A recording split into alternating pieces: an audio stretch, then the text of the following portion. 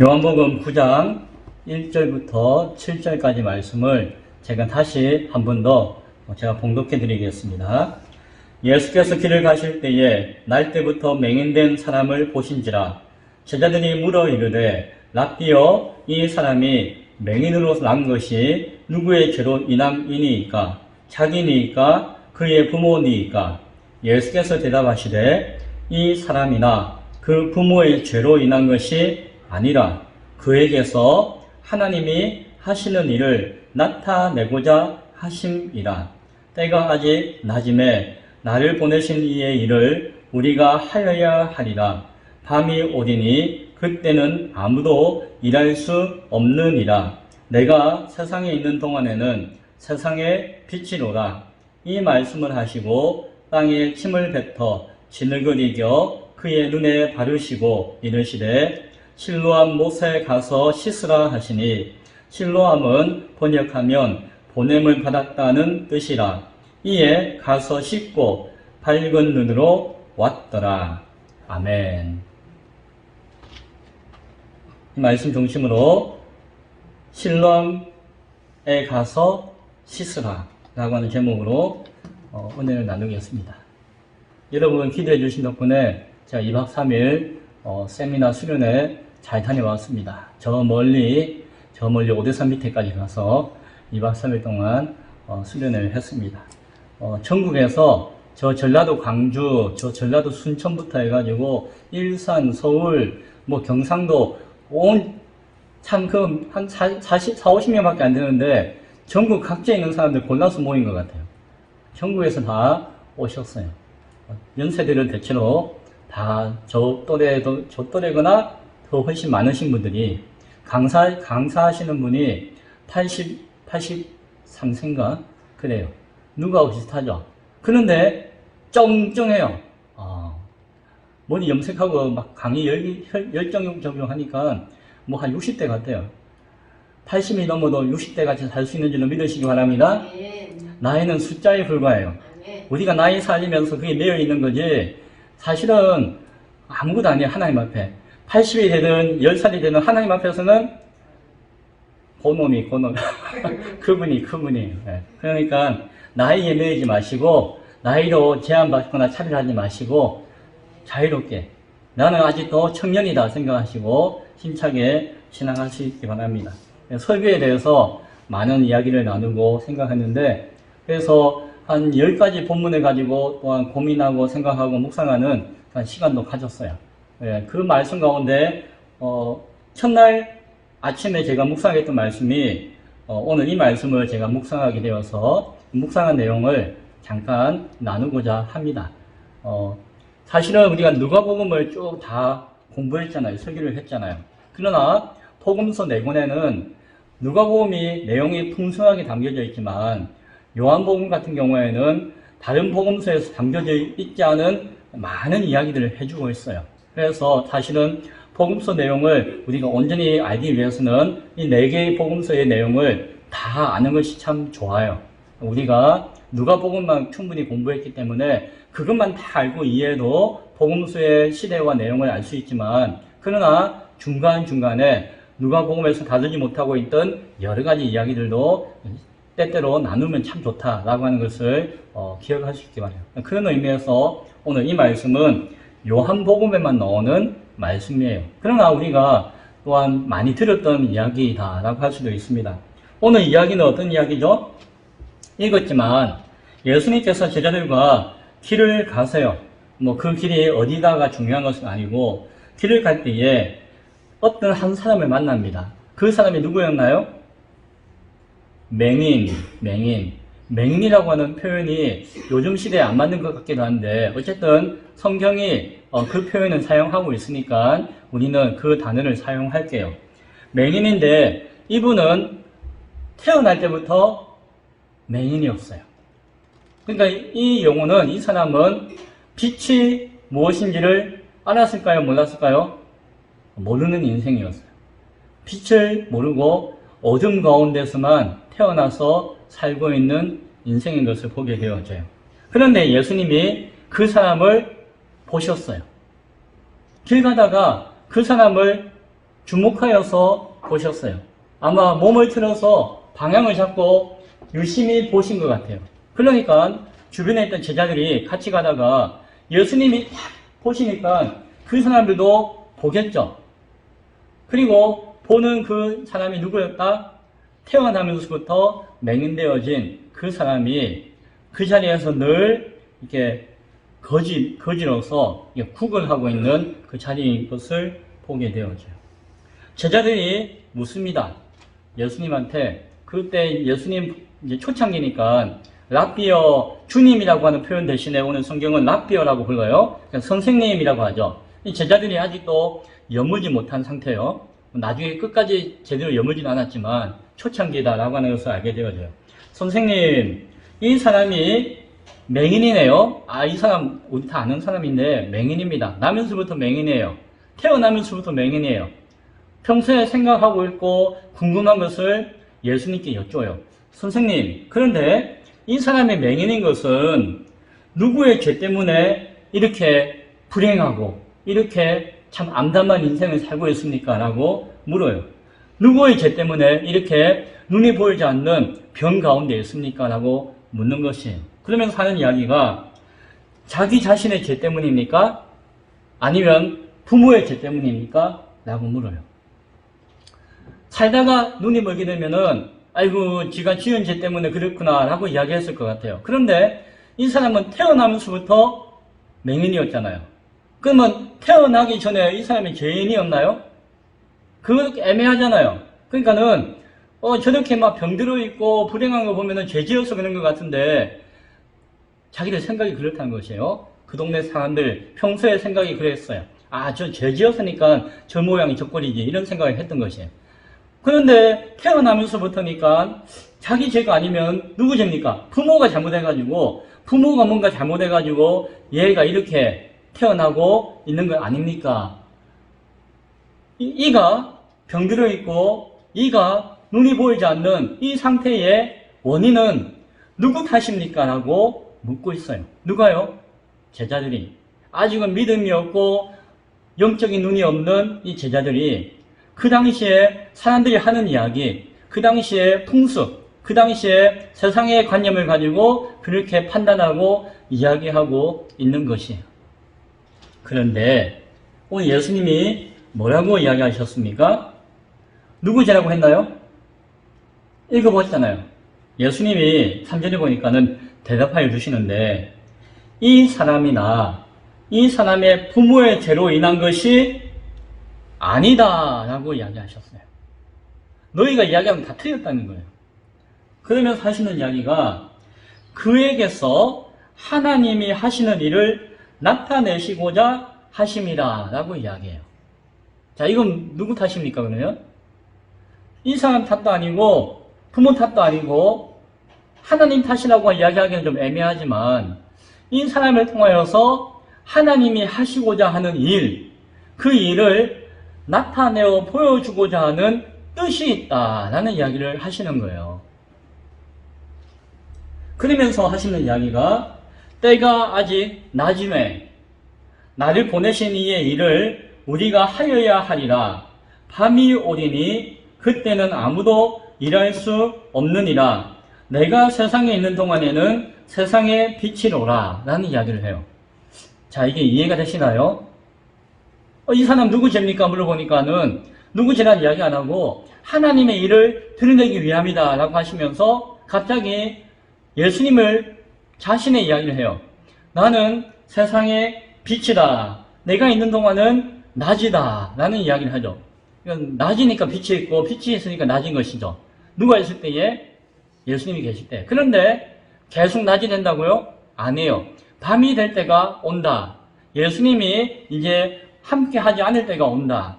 예수님이 안 계실 때가 있다. 이런 이야기까지 하시는 거예요.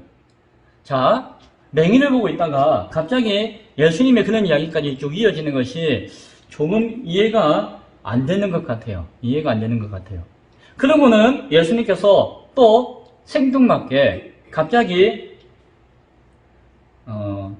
요즘은 좀 그렇지만 땅은 다 흙바닥이잖아요. 침을 뱉으세요. 예수님께서 그게 아니고 물도 없으니까 그래서 그 수분을 보충해가지고 이겨가지고 진흙이 뜻이 이겨가지고 그러면 이제 진흙처럼 되잖아요. 조그맣게 만들어가지고 그걸 어디다 붙였을까요? 맹인의 눈에다가 발랐어요. 그러니까 이거 눈이 안 그래도 눈 뜨지도 못하는데 까만 눈이 뜨는지 몰라도 보지도 못하는데 진흙을 발라놓으니까는 참 그렇겠죠. 좀 더럽다고 해야 되나? 막 지저분해졌겠죠. 그리고는 예수님께서 이 맹인에게 저기 이 성전 저 외곽에 있는 실로암이라고 하는 못에 가서 씻으라 라고 이야기를 해요. 씻으라고 할 때 그 씻는다는 단어는 이렇게 눈을 이렇게 닦는다는 이야기가 아니라 그리고 세수한다는 이야기가 아니라 그 안으로 들어가라는 이야기예요. 씻으라고 하니까 우리는 목욕탕 가서도 씻기도 하고 또 고양이 세수하기도 하지만은 그때의 의미는 무엇이다? 저 목욕탕 같이 푹 들어가서 깨끗하게 씻으라는 이야기로서 너의 몸을 씻으라고 말씀하셨어요. 그랬더니 그 맹인이 가서 씻고 어떻게 됐다고요? 밝은 눈이 되어서 나왔더라 라고 이야기해요. 이야기 끝. 오늘 성경의 이야기예요. 자, 오늘 성경의 이야기는 이해되시죠? 자, 여기서 우리는 이 내용의 의미를 한번 되짚어 나누기를 원해요. 왜 예수님이 맹인을 보셨을까? 맹인을 통해서 드러내고자 하는 이야기의 뜻은 무엇이었을까? 그리고 그 뜻을 통해서 우리에게 뭐라고 말씀하시는가? 라고 하는 것을 하나하나 한번 나눠보기를 원해요. 뭐 길게는 하지 않을 것이에요. 오늘 예수님께서는 이 맹인이 이렇게 된 것은 누구 탓이다? 자기 죄 때문이 아니다. 부모의 죄 때문이 아니다. 하나님의 하시는 일을 알도록 하는 것이다 라고 이야기하셨어요. 하나님의 뜻이 있다는 것이에요. 우리 어떤 집사님이 정모 집사님의 몸이 불편할 때에 우리 박모 집사님은 처음에 어떤 생각을 가지셨나요? 다 이건 당신 이렇게 생각하셨나요? 아니면은 부모 산소 묘소 이렇게 생각하셨나요? 그것 때문에 이렇게 된 거라고 생각하셨나요? 그렇게 생각하신 적이 있나요? 있을 수도 있겠죠. 제가 가타부타 이야기하지 않을 것이에요. 비슷하죠? 누구 탓이요? 당신이 지은 죄 탓입니다 라고 하든지 당신이 이런 짓을 했기 때문입니다 라고 하든지 당신이 부모가 믿음이 없었습니다 라고 하든지 이렇게 탓을 할 수가 있어요. 그렇죠? 그거는 그냥 그렇게 생각하는 거예요. 그 시대에 그냥 그렇게 주워 들었고 그렇게 판단이 들고 그렇게 이해되니까 누가 그렇게 가르쳐 준 것도 아니고 정답은 아니지만 나에게 그런 생각이 드는 거예요. 당시 제자들도 똑같았어요.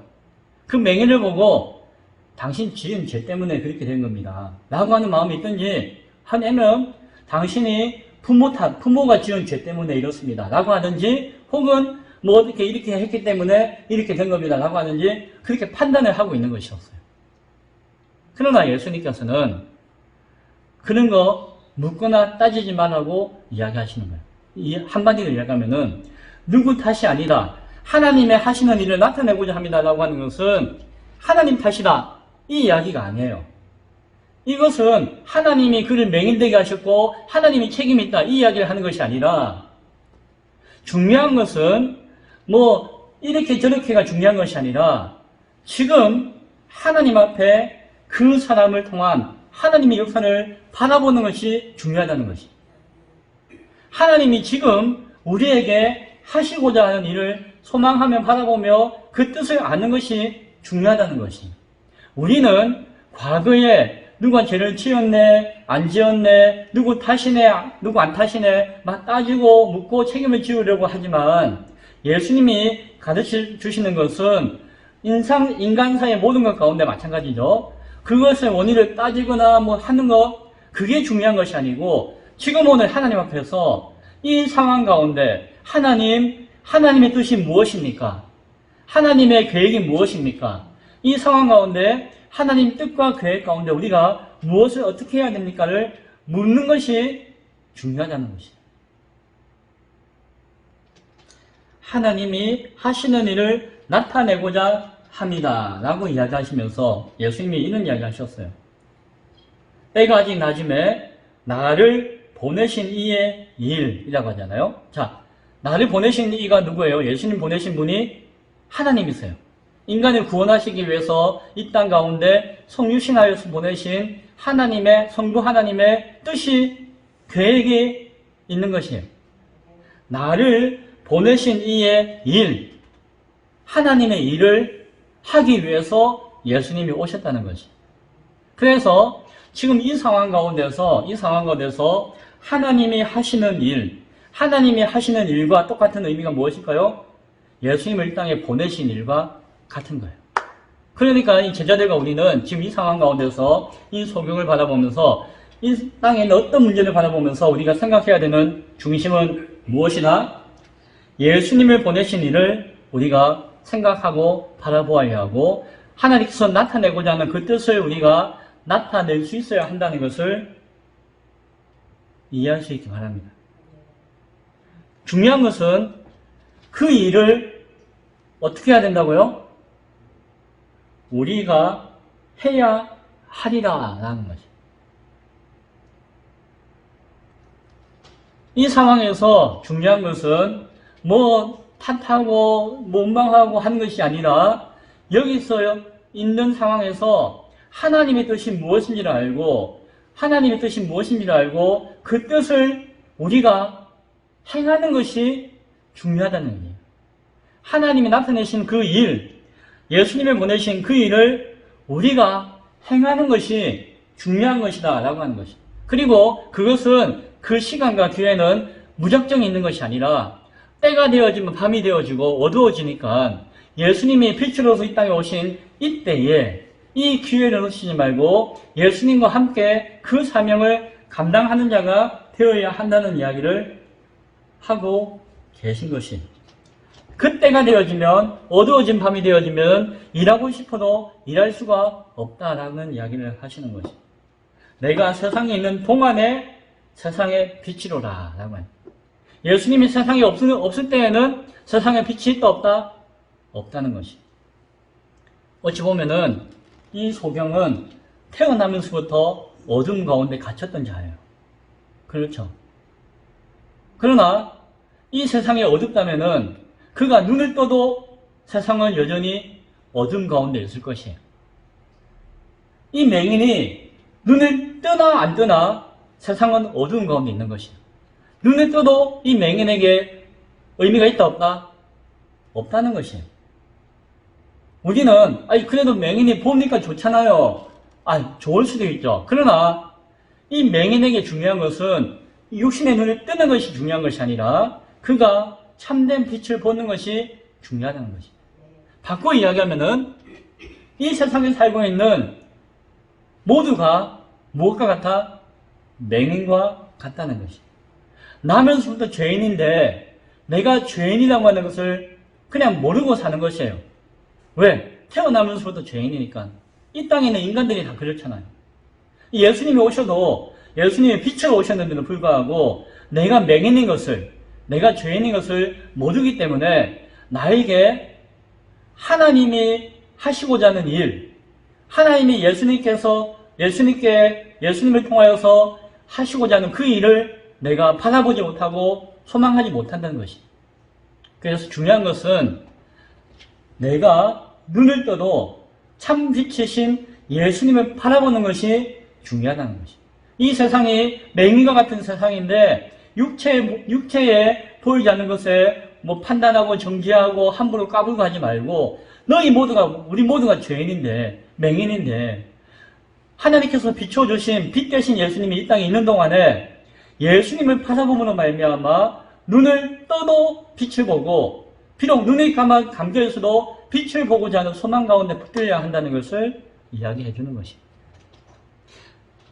그때에 눈을 뜨는 것이 중요한 것이지 눈을 떠도 어두운 가운데 있으면 눈을 떠도 아무 의미가 없다는 것을 말씀해 주고 있습니다. 누군가가 아프고 힘들 때에 우리는 당신의 죄 때문입니다. 무엇 때문입니다 라고 이야기하기 전에 나도 똑같은 죄인이고 나에게 병이 없을 뿐이지 나도 때로는 병이 걸리면은 몇 달이 되어도 낫지 않는 이 연약한 육신인 것을 알잖아요. 그럼 나는 누구 죄 때문이에요? 나는 코로나 때문이에요? 그렇게 따지면은 아닌 거죠.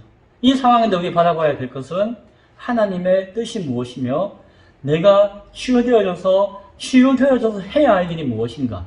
치유되어짐을 통해서 나타내고자 하는 하나님의 뜻과 계획은 나를 향해서 어떤 것이 있는가를 바라보는 것이 중요한 것이. 단순히 눈을 뜨는 것, 병이 낫는 것이 중요한 것이 아니다라고 하는 것을 기억할 수 있기 바랍니다. 그래서 보내신 이에 그 일을 우리가 해야 하기 때문에 그 사명을 우리가 바라보며 그 사명 앞에 나아갈 수 있어야 한다라고 하는 것이. 예수님이 이 맹인에게 물이 아니죠. 침을 물처럼 섞어가지고 진흙을 이겨서 눈에 발랐어요. 그게 무슨 약효가 있을까요? 아니에요. 그건 뭐 약효가 있는 게 아니에요. 그거는 그 당시에 우리 옛날 같으면 어디 아프면 뭐 발라줬죠? 빨간 약. 어디 아까진께 뭐 일본 말인 것 같은데 그걸 발라줬어요. 요도 용액이죠. 아무튼 뭐 머리가 띵하고 아파요. 머리 발라주고 팔이 아파요. 팔 발라주고 허리가 아파요. 허리 발라주고 동그랗게 발라주거나 세모 발라주거나 꽃표 발라주거나 별 모양 발라주거나 만병통치약이에요. 맞죠? 그럴 때가 있었어요. 그냥 그 당시에 그렇게 치유하는 하나의 그거예요. 조금만 뭐 안 좋으면은 뭐 해열제 먹고 뭐 하고 그냥 그거 먹으면 다 나는 것처럼 생각하는 거. 그럼 약의 효과도 있지만은 그 심리적인 효과도 있는 것이 모든 약에는 그 당시에 환자가 있거나 상처가 있거나 아픈 것이 있으면은 진흙을 이겨서 발랐대요. 그 당시에 하나의 그냥 풍습과 문화예요. 예수님은 큰 무슨 비결을 가지고 있는 것이 아니라 그냥 받으신 거예요. 그런데 이 발라서 낫는 것이 아니에요. 결정적인 것은 무엇일까요? 예수님이 자 눈을 발라주시고 자 다 나았다 라고 하셨나요? 아니에요. 그거는 그냥 과정일 뿐이에요. 예수님이 원하시는 것은 따로 있었습니다. 무엇입니까? 진흙을 이겨 그의 눈에 바르시고 말씀하셨어요. 뭐라고요? 실로암 못에 가서 씻으라 라고 말씀하셨어요. 이게 쉬운 일일까요? 어려운 일일까요? 어려운 일이에요. 이 사람은 앞이 보여요? 안 보여요? 안 보여요. 실로암 못은 어디 있을까요? 한 500m 떨어져 있었어요. 아주 그 성벽에서부터 아주 가파른 계단을 꼴짜기를 내려와가지고 한 200~300m 내려와야 돼요. 거리로 따지면 한 500m 되는 것 같아요.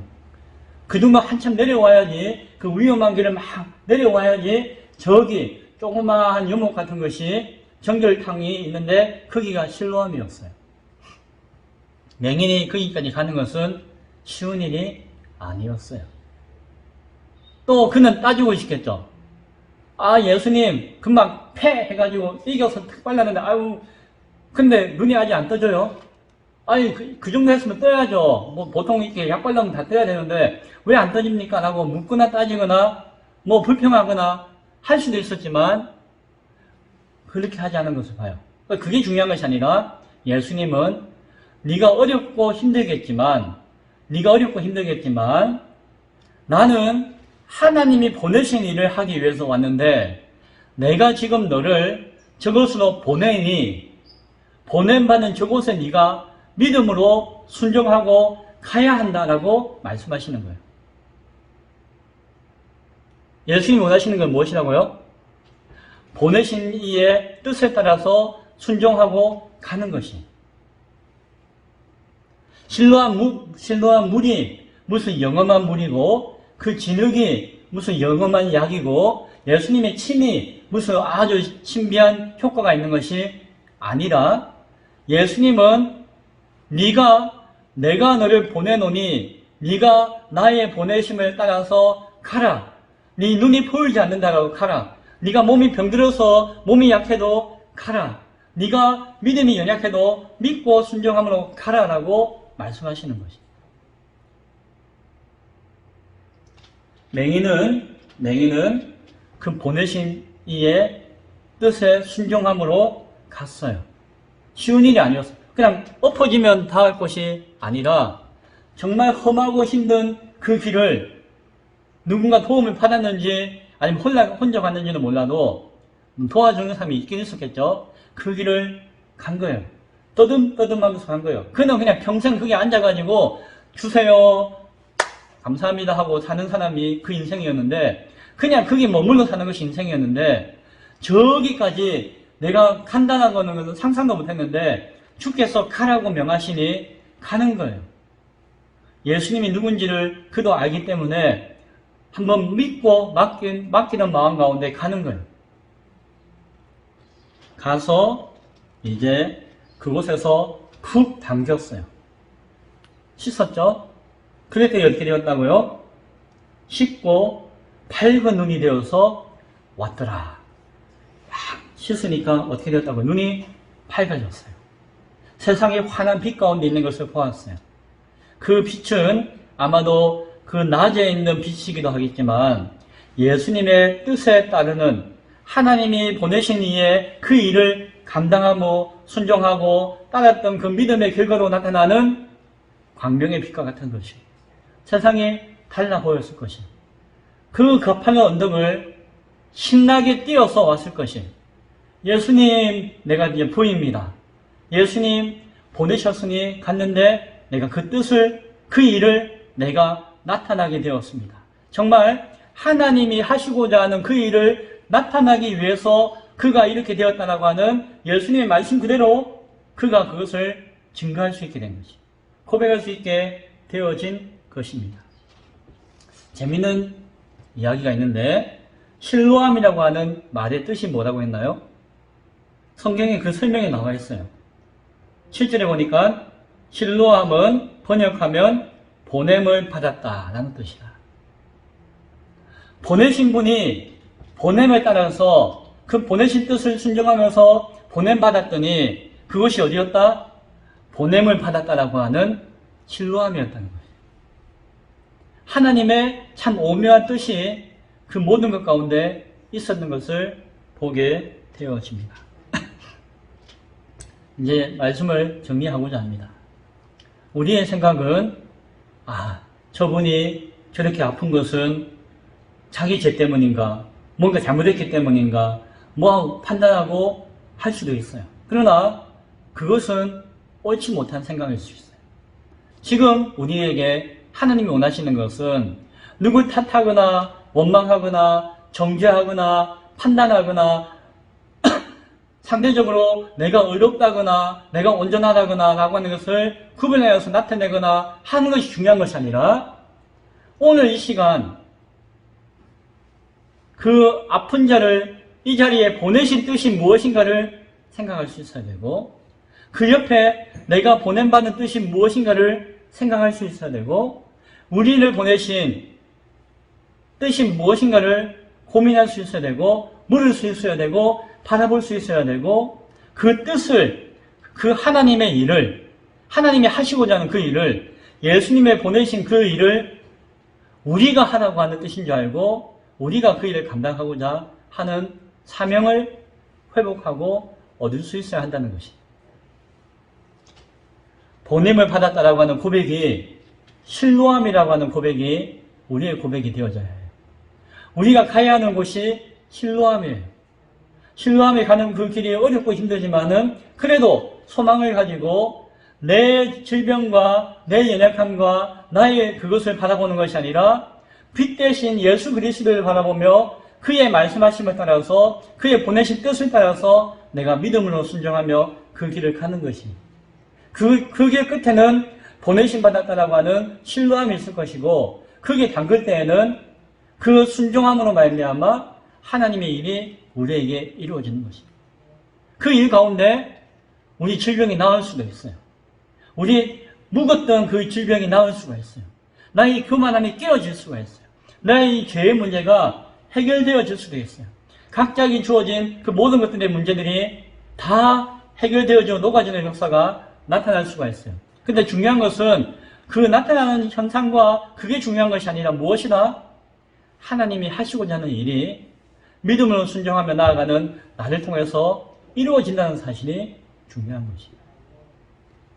오늘 재미있는 오늘 실로암의 이야기를 들었지만 그 이야기를 통해서 우리에게 주시고자 하는 하나님의 위로와 권면의 말씀, 그리고 우리가 이 땅 가운데 어떠한 마음으로 나아가 순종하며 살아갈 것인가에 대한 결단의 믿음이 새롭게 묵상되어지고 고백되어지고 결단되어질 수 있는 이 저녁 될 수 있기를 간절히 축원드립니다. 기도하겠습니다.